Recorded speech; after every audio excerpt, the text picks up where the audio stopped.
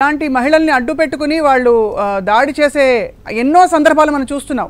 And నిజానికి టీడీపీకి కానీ జనసేనకి కానీ మహిళలంటే ఏ పార్టీ గౌరవం ఉందో మనం గతంలో చాలా సందర్భాల్లో చూస్తూనే ఉన్నాం.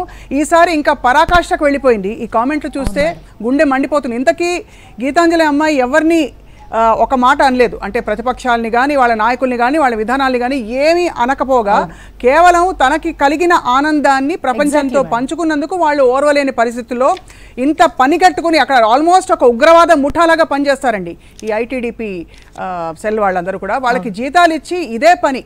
ఎవరైనా ఒక మంచి మాట చెప్తే వైసీపీ గురించి కానీ లేదు జరుగుతున్న పథకాల గురించి పని కట్టుకుని వాళ్ళ అకౌంట్లు తీయడం, వాళ్ళని నీచాతి నీచంగా ట్రోల్ చేయడం, అందరం దీనికి బాధితులం అండి. ఇది పరాకాష్ఠకు చేరుకుంది.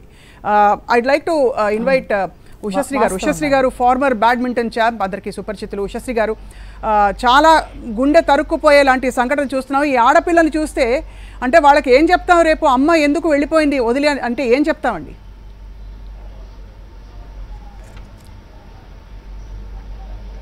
ఈ జరిగిన సంఘటన ఏదైతే ఉందో చాలా బాధాకరం.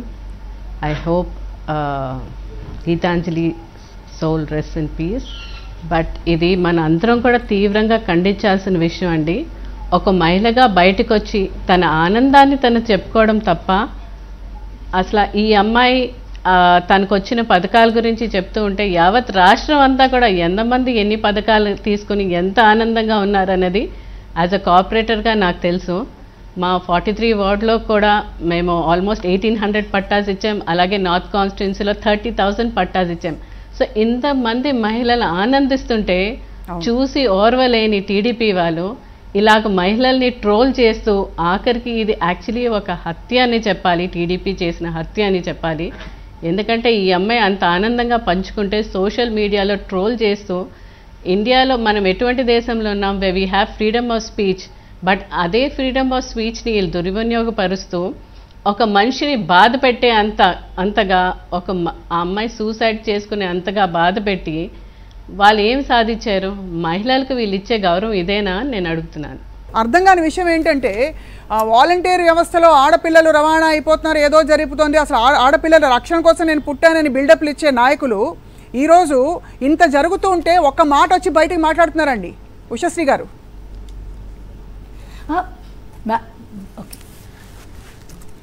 వాళ్ళు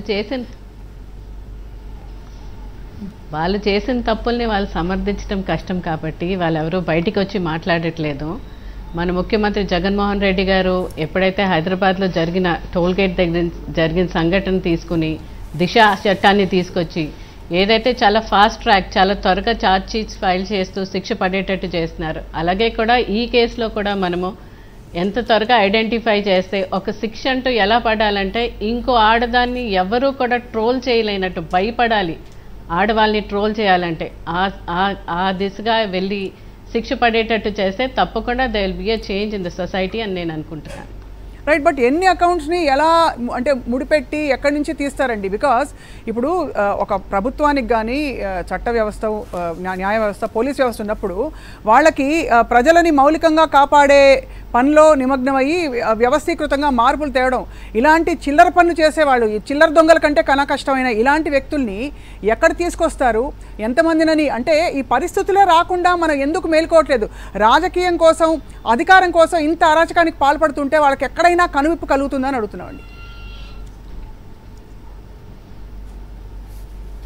See, we can always take the help of the cyber crime. Right. Okay, దొరకకపోయినా women should learn to be very very strong అండి. ఒక ట్రోల్ జరుగుతుంది, we should, if you are confident and strong enough, somebody trolls you, you just needn't take care of it.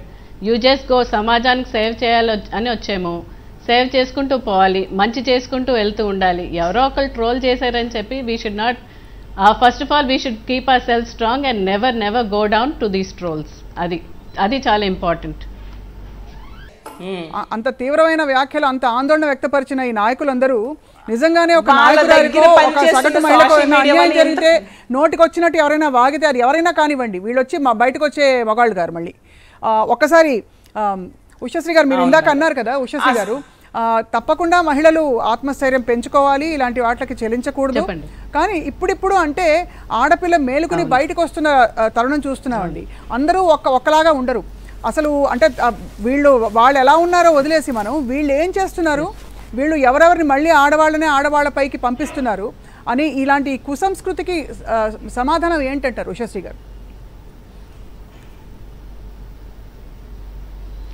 అదే చెప్తున్నాను, right from schooling మనము ఒక ఆడపిల్లని చాలా స్ట్రాంగ్గా పెరిగేటట్టు చేయాలి. అండ్ ఆ బాధ్యత పేరెంట్స్లోనే ఉంది.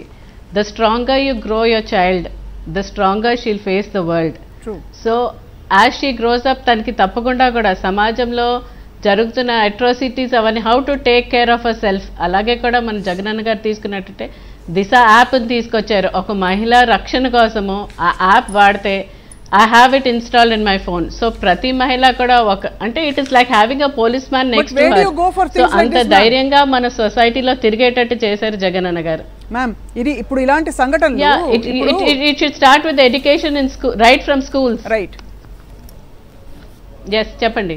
అంటే ఇలాంటి సంఘటనలు ఏమిటంటే గ్రే ఏరియాస్ లో ఉంటాయండి. చెప్పండి స్వప్న గారు. బయట బహిరంగంగా ఎవరైనా ఏదో అన్నా లేకపోతే ఒక నేరం కళ్ళ ముందు జరిగిందనో తెలిసిన పట్టుకుంటే దానికి పర్యవసానాలు ఎక్కడో అక్కడ కనిపిస్తాయి.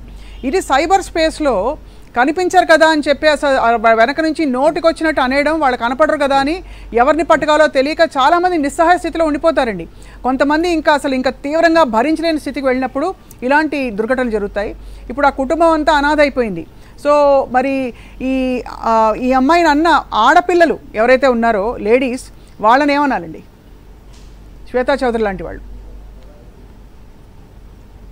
సో అదే అంటున్నాను, ఇప్పుడు శ్వేతా చౌదరి అనేక మంది ఉంటారు సొసైటీలో.